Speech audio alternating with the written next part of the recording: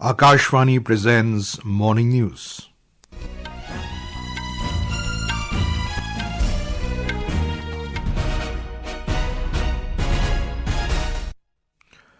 Good morning, I am Abhishek Mukhopadhyay. The headlines. India creates history by winning ICC Men's T20 World Cup for record third time. President, Vice President and Prime Minister congratulate Indian cricket team. Second phase of budget session of Parliament begins today. Lok Sabha is scheduled to take up resolution seeking removal of Speaker Om Birla. Prime Minister Narendra Modi to address post-budget webinar on Sabka Saath, Sabka Vikas-Fulfilling Aspirations of people today. Ministry of Youth Affairs and Sports to launch second phase of Viksit Bharat Yuva Connect program in Delhi today. Mojtaba Khamenei, son of Iran's slain Supreme Leader Ayatollah Ali Khamenei, named his successor. And Rastriya Swatantra party leader Balendra Shah said to be next Nepali Prime Minister.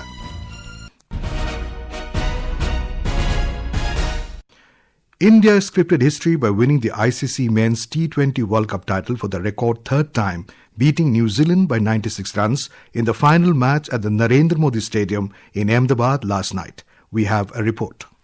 It's India who win the World Cup for the third time. The first team to win back-to-back World Cups. Chasing a massive target of 256 runs set by the Surya Kumar Yadav-led Men in Blue, the New Zealand got bundled out for just 159 runs in 19 overs. Jasprit Bumrah bagged highest 4 wickets and was adjudged player of the match. Earlier put into bat, India scored 255 runs, the highest ever total in a T20 World Cup final at the loss of 5 wickets in the stipulated 20 overs. Opening batter Sanju Samson once again emerged as the highest scorer with 89 runs of just 46 balls. He was also adjudged as player of the tournament for his consistent performance. Abhishek Sharma and Ishan Kishan also made half centuries. President Draupadi Murmu, Vice President C.P. Radhakrishnan and Prime Minister Narendra Modi have congratulated the Indian cricket team for winning the ICC Men's T20 World Cup. In a social media post, President Murmu said India has the proud distinction of being the only country to win the cup 3 times and it is also the only team to win the cup twice in a row. In his message, Vice President said the nation celebrates this glorious victory with immense pride. In a social media post, Prime Minister said this remarkable triumph reflects exceptional skills, determination and teamwork. Union Home Minister Amit Shah also said the team's exceptional performance throughout the tournament and the vigorous display of mettle has brought glory and pride for the nation. Chirag Jha, Akashvani News, Delhi.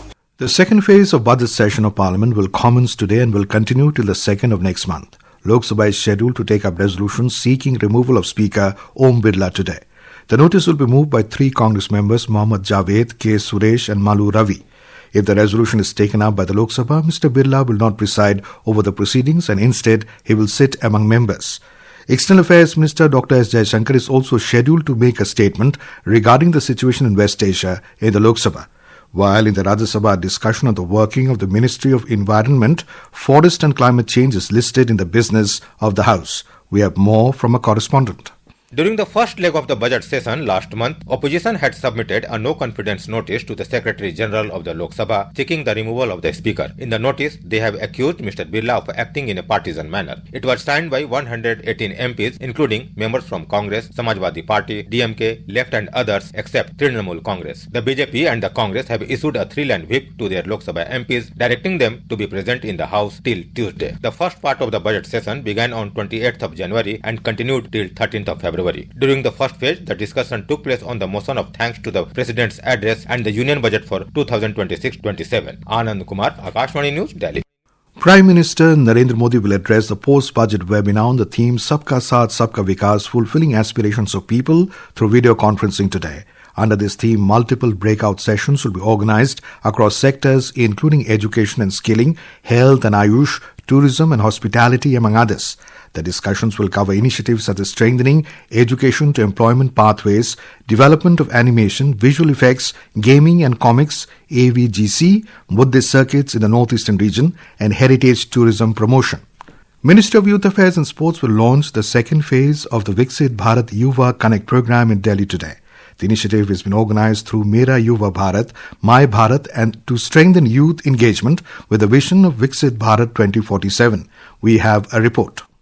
More than 10,000 students from over 35 colleges across the national capital are expected to participate in the Viksit Bharat Yuva Connect program. Interactive sessions, dialogues and engagement activities will be organized to connect youth citizens with India's development journey, encouraging their roles as responsible nation builders. Youth icons, including presenters from the Viksit Bharat Young Leaders Dialogue and winners of the Viksit Bharat Youth Parliament, will also interact with students and share their experiences to inspire greater youth participation in nation building. The initiative has already reached 274 universities and colleges across 22 states and union territories, mobilizing nearly 20,000 youth so far. Registration and participation to the program is being facilitated through the My Bharat digital platform. Priya Mondal, Akashvani News, Delhi.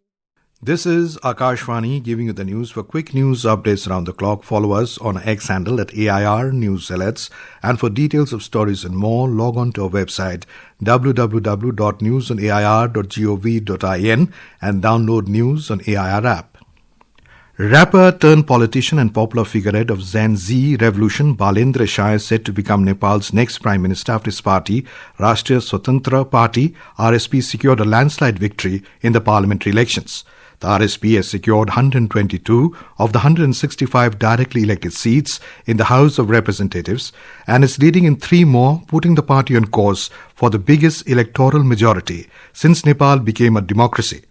Election Commission has announced results for 159 of the 165 seats so far. The final election results, which will include additional seats appointed through proportional representation, are expected in the coming days. As Operation Epic Fury, led by US and Israel, enters its 10th day, Iran is named a new supreme leader.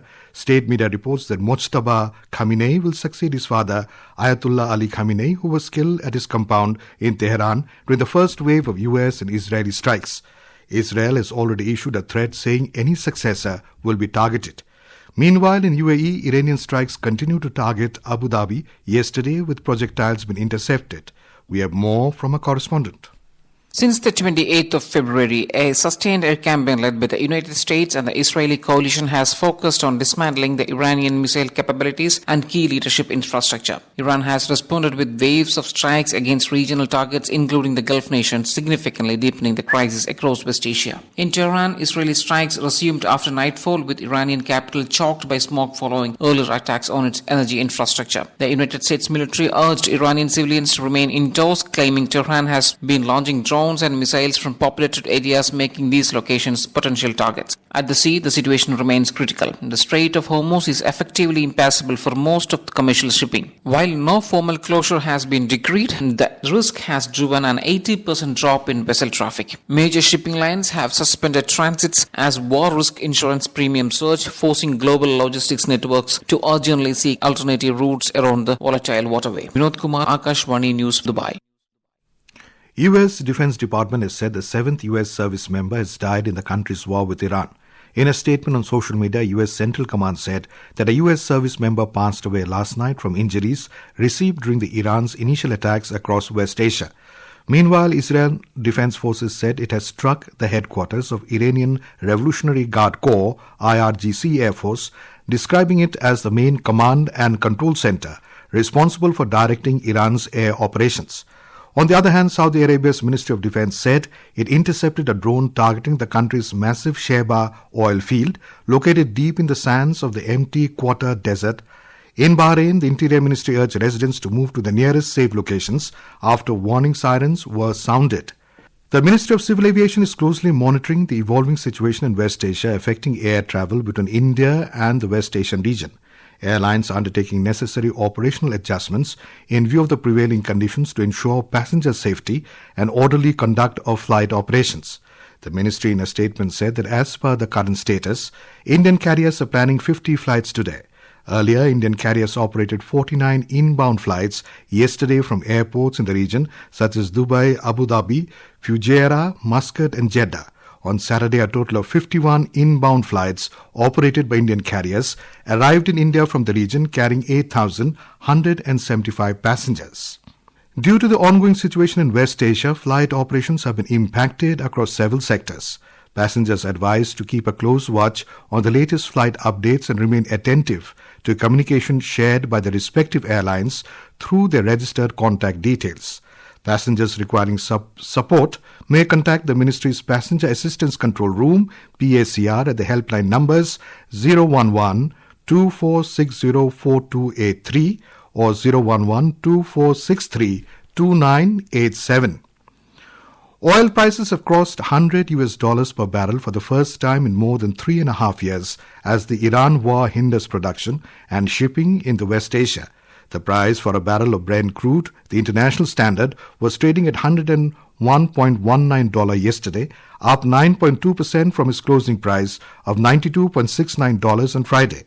Amid surging global oil prices, US President Donald Trump said the short-term spike is worth the cost if it eliminates Tehran's nuclear threat. In a post on Truth Social, Trump argued that oil prices would drop rapidly once Iran's nuclear capabilities are destroyed, calling it a small price to pay for American and world safety and peace. In a bilingual live phone-in program Public Speak at 9:30 p.m. today, we will bring discussion on schemes and initiatives for encouraging women entrepreneurship. During the program, listeners can ask questions on telephone number 011-2331-4444 from 9:30 p.m. tonight. You can also send your queries on WhatsApp number 9289094044 or post your questions on X with the hashtag AskAIR. In women's hockey, India will face Scotland in the second Pool B match of the FIH Hockey World Cup 2026 qualifiers in Hyderabad this evening. The match will begin at 7:30 p.m. Earlier, Salima Tete led Indian side began its campaign with a commanding 4-0 victory over Uruguay in Hyderabad yesterday. And now, for a look at today's newspapers, it's over to Tanvi Khurana. Thank you, Abhishek. India's third T20 World Cup win is covered prominently by all the dailies this morning.